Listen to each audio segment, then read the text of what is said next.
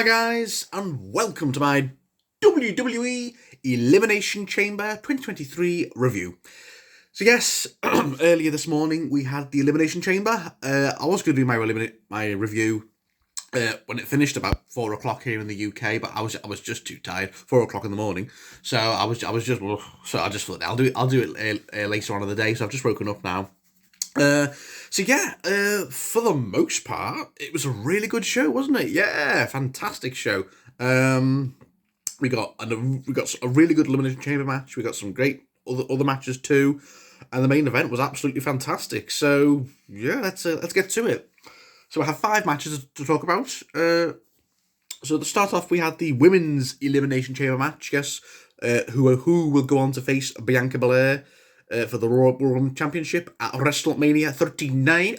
Ooh. So yeah, we had Asuka, Carmella, Liv Morgan, Natalya, Nikki Cross, and Raquel Rodriguez, lads.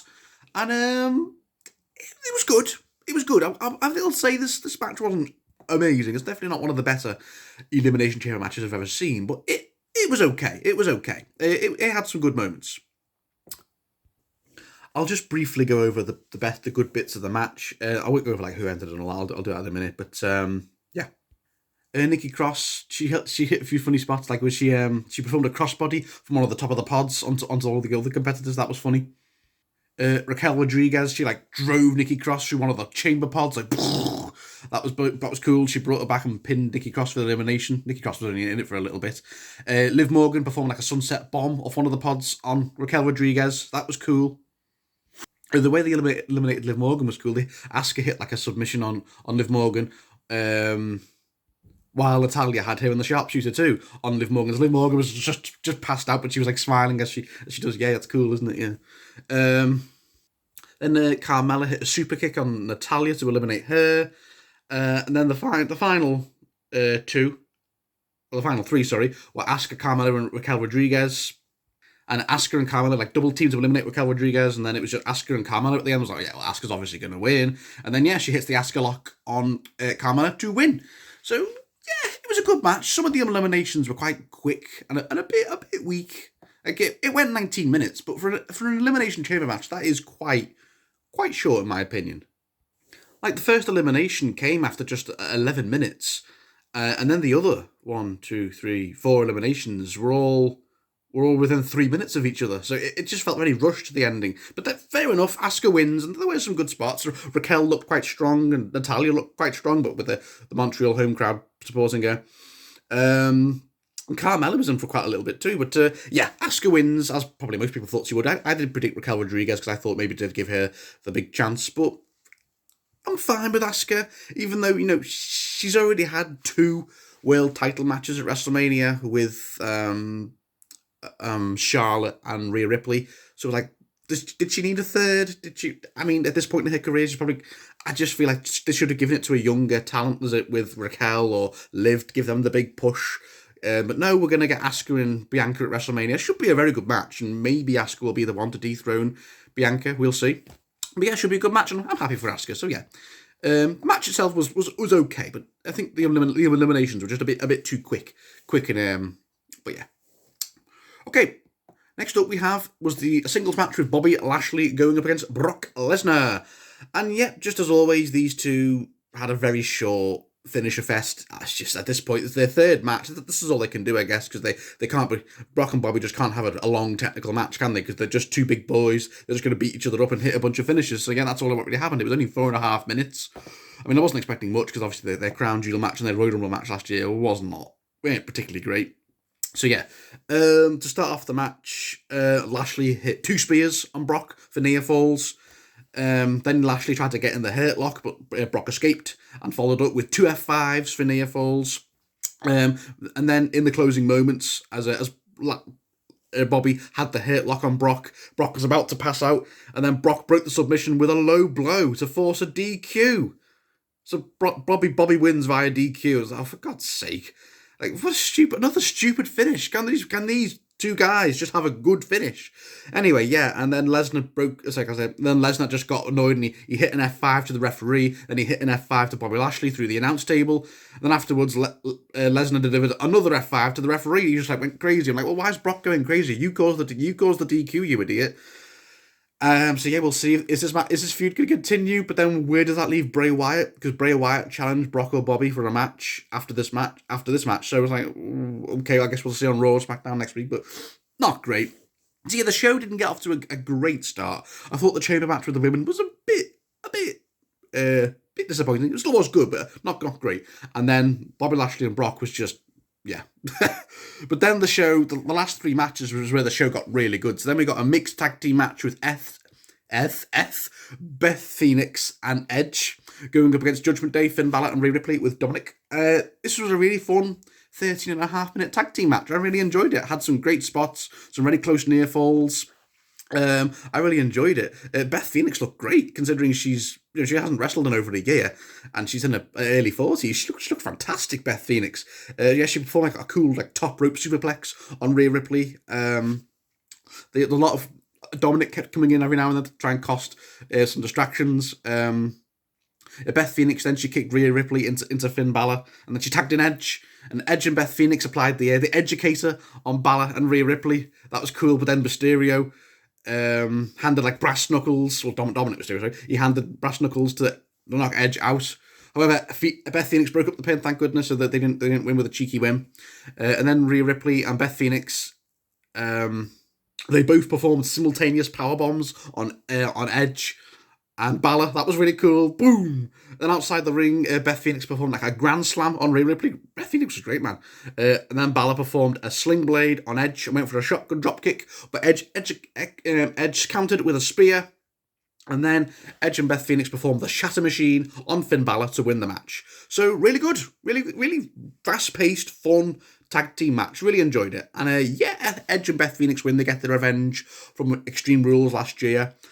It's a loss for Rhea Ripley, even though she didn't get pinned. But she didn't get pinned, so at least Rhea Ripley does still gets protected ahead of her match with Charlotte at WrestleMania. So yeah, it was a fun match. Looking forward to it. I don't think this is over. I think Edge and Finn are going to have a singles match at WrestleMania. Maybe Finn brings out the demon, and maybe it's Edge's retirement match. Maybe because I think Edge has hinted that he's going to be retiring soon. So maybe this is like Edge's retirement match. Edge versus the Demon. Maybe Hell in a Cell at WrestleMania. That'll be a great match if it happens. But yeah, great, very good match. And then on to the penultimate match. Yes, we got the men's Elimination Chamber match for the WWE United States Championship. Yes, Austin Theory defending his belt up against Bronson Reed, Damian Priest, Johnny Gargano, Montez Ford, and Seth Rollins. And this was a great match. Woo! Sorry to the women, but this was way better than the women's match. It went 11 minutes longer for a start, and the eliminations were much better and much better spaced between. They weren't just all. It didn't feel rushed like the women's, and this was an amazing match. This might have been maybe one of the best Elimination Chamber matches we've seen. I think it's definitely up there. Maybe top 5, top 10. It's up there. This match was great. I think every competitor got a chance to shine. There were so many cool spots. There wasn't really one weak point in the entire match. Maybe Bronson Reed, although Bronson Reed still did hit a few moves, but he got eliminated quite early on in the match. But anyway, let's get started. So, yes, so to start off the match, I believe it was Gargano and Seth Rollins started off the match. Then Theory came in third.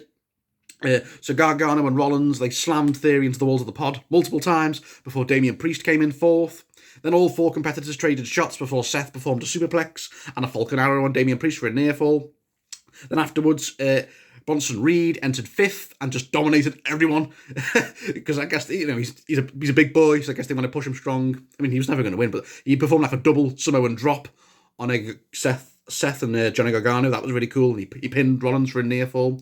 Then Bronson Reed, he sent Damian Priest into the chamber wall and followed up by slamming Priest into a pod. That was really cool. But then Damian Priest performed a shoulder tackle on the turnbuckles to Theory before sending him into a pod. Lots of pod bustings. Then afterwards, Montez Ford entered last. And Montez Ford was probably the MVP of this match. Either Montez Ford or Johnny Gargano. They hit some amazing spots to this match. I'll get to that now. So Montez Ford entered last and brought the fight And there was a really cool spot by Montez Ford. Um, he performed a crossbody from the roof of the chamber. It was like, oh my god, hitting everyone: Gargano, Rollins, Theory, Reed, Priest, uh, and then they all teamed up to eliminate Bronson Reed. Hit several finishes on him, and fair enough. So Bronson Reed goes out, but he did look quite strong. Then Johnny Gargano performed an amazing Hurricane Rana off on Seth, off one of the top of the pods onto the other wrestlers. Oh, and then Johnny Gargano started dominating everyone. I was like, yes, come on, Johnny Wrestling. But then Damian Priest performed the Razor's Edge on Gargano to eliminate him. Oh, he was my pick. But then Montez Ford started taking everyone out with suicide dives and performed from the heavens on Theory, who got his knees up sadly, and then Theory pinned him after a stomp from Seth Rollins outside the ring. Also, but Montez Ford and Johnny Gargano, they were the two, I think, the best in this match. So then the final two was Theory and Seth looked like he was about to have it won with a curb stomp, but then in came Logan Paul, so yeah, obviously they're continuing this feud heading into WrestleMania, and he performed a stomp on Seth Rollins to give the advantage back to Austin Theory, and then Theory finished it off with an A-Town down on Seth Rollins to retain the belt. So yeah, Theory retains with a big help from Logan Paul at the end, because Seth probably had it won until Logan Paul came in and cost Seth the match. So yeah, Austin Theory retains with a little help from Logan Paul. Yeah, very good match. Everyone delivered in this match. You know, Bronson Reed was great. The first elimination for this match actually wasn't until like 18 minutes, so we had a good long length. But everyone in this match was great. Bronson Reed showed off his power and his strength and hit some good spots. Johnny Gargano with that amazing Hurricane Rana off the pod was amazing. Damian Priest, he looked good with some good moves. He like Montez Ford with those suicide dives and that drop from the pod. Woo! Seth Rollins looked great. Austin Theory looked great with his conniving and scheming. It was really good match. It went 31 minutes. That's the length an Elimination Chamber match should go. At least 25, 30 minutes. Not 19 minutes. The women's matches just seem to be shorter for the Elimination Chamber matches. It was very short in Saudi last year as well. The men's went a lot longer, I think. But anyway, it's just strange. Maybe they don't trust the women to go as long as the men in a chamber match. We'll see. But yeah, really enjoyed it. Austin Theory retains. I probably thought he would. I just went for a gut pick with Gargano. But yeah, and it looks like we're very much getting Seth and Logan Paul at WrestleMania. I'm down for that. Should be a very good match. And Austin Theory retains the US belt heading into WrestleMania, where I think it's obvious he's going to probably face... He's going to have a match with John Cena, I think. Although he's got an open challenge tonight, hasn't he, on tomorrow night on Raw. But I think Edge is going to come out, but I don't think Edge is going to win. Probably the judge with Edge. Probably I think Finn Balor will cost him the match. Okay, then on to the main event. Oh yeah, oh yeah. So we had Roman Reigns defending his undisputed Universal Championship with Paul Heyman going up against Sami Zayn. Oh man, I was so pumped for this match. The crowd was so pumped. Oh my god, the ovation for Sami Zayn was amazing. Like, I've never seen a crowd this hot ever. Maybe ever in my wrestling history as a fan. I'm trying to think. Well, I'll get onto that, but the crowd, my god, I mean, I know Sammy's the hometown hero, and he's been built as the massive face in this feud of Roman after what happened at the Rumble, but oh my god, the crowd were amazing. The crowd were amazing all night. The Montreal crowd, we need to do more shows there, WWE. They were amazing. But yeah, this match, so Roman comes out first to a massive boo. They were going, fuck you, Roman, and it was great. And Sammy comes out to a massive pop, massive hometown pop. Oh my goodness. And then the match gets started, and honestly, they didn't wrestle for ages. They just stared at each other for like a good few minutes. And they just listened to the crowd. They were going, fuck you, Roman. So the hometown obviously massively cheering for Roman, viciously booing Roman Reigns. And then the match...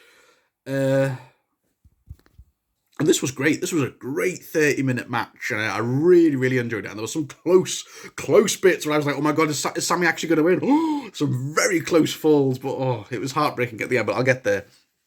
So at the start, it was quite even at the start. Sammy hit like a cool sunset bomb on Roman for a near fall. Roman fired back with a Uranagi for a near fall. Then Sammy countered a Superman punch into an exploder suplex on the turnbuckles. That was cool. But then Roman Reigns, he countered a Helluva kick into Superman punch for a near fall. And then as Roman tried to hit a spear, Sami Zayn leaped over and rolled up Reigns for a near fall. It was so close back and forth. It was really close, and the crowd was so. What made this match amazing was the crowd. The crowd made this match so tense. It was great. Then Sami performed another exploder suplex on Reigns and followed up with his own Superman punch and a haluva kick for a near fall. Oh, it was so close. The crowd were like that. Then outside the ring, Roman got back on top and attempted a spear, but Sami Zayn sidestepped, causing him to crash into the barricade. Then back inside the ring, Sami Zayn performed a blue thunderbomb on Roman for a near fall. So Sami got loads of moves in this match. It wasn't like a dominant performance from Roman at all. Sami held his own. It was very even. Funny that during the match, because Sami's wife was at the ringside, and Roman just kept going over to him and going, "Yeah, I'm going to beat your husband. I'm going to beat your husband. Yeah, this your husband," and all that. But then things got a bit. So as Roman attempted a spear, like I said, sorry. Sami Zayn performed the blue thunderbomb on Roman for a near fall. But then as Sami went for the count, but then Sami blocked the ref and he got incapacitated with another move. So the ref was down, but then out of nowhere, Sami performed another haluva kick. And I'm like, oh my god! But the ref couldn't make the count. He was down. And I'm like, oh, for fuck's sake! So another match of Roman where the ref saves Roman's skin again. Oh, this frustrated the crowd and Sami and myself and everyone watching at home probably. Then afterwards, Jimmy Uso came out and he performed an Uso splash on Sami Zayn. And he dragged Roman on top of Sami Zayn. I was like, no. But then another official came in, 1, 2, and Sami kicked out. I was like, yes, come on. Then Sami and Roman traded blows for a bit, and Sami took out Jimmy from the apron. And then Reigns performed a second spear on Sami Zayn for a near fall. Oh, it was so close. It was like, oh my god. Then afterwards, Reigns started trash talking Sami. But then Reigns accidentally incapacitated the other referee. And then Heyman handed Roman a chair. But then afterwards, Jey Uso got in the ring too, and he appeared, and Reigns tossed the chair to Jey. But then as Roman was talking with Jey, and he wasn't doing it, he was like this, Reigns tossed him aside and accidentally allowing Sami to spear Jey. He's like, oh no! And then through that Roman started viciously attacking Sami Zayn with the chair, bam, bam, and finished it off with a third spear to retain the belts. Oh, and just to a completely silent arena. The arena were just like, heartbroken, and I was too. Really want Sami to do it, and he came so close at one point, and he should have won it at one point if the ref wasn't down. And they teased something at the end there, didn't they, with Jey and Roman. Ooh, is Jey still going to turn on Roman? We'll see. Then after the match, Roman and Jimmy started attacking Sami until Kevin Owens appeared to a big pop, and he attacked Jimmy. Then Owens attacked Roman, performed stunners on both, and then Owens performed a pop-up powerbomb on Jimmy through the announce table. And then Kevin Owens retrieved the chair, and for Paul Heyman to try and cheap shot. And then Owens performed a stunner on Paul Heyman. That was really funny. So I guess they tried to give it a happy ending, even though Sami didn't win. Then Sami performed a haluva kick on Roman Reigns and stared down Kevin Owens. And they just looked at each other like that. And Sami received a big standing ovation from the hometown crowd as the show came to an end. So yeah, Sami didn't win, but at least they gave us a happy ending with him and KO beating up Roman and Jimmy, and Paul Heyman. So yeah, I mean, Sami was never going to win, let's face it. I mean, we all got caught up in the hype. He was at his hometown, but Sami was never going to win. I think Roman was definitely keeping those belts till WrestleMania, where he's going to face Cody. But they are teasing some stuff, aren't they? Like, what's going to happen now with Sami and KO? Are they going to team up and face the Usos at WrestleMania for the tag team belts? And if that happens, I don't know if that's enough for me, and that's enough for the fans.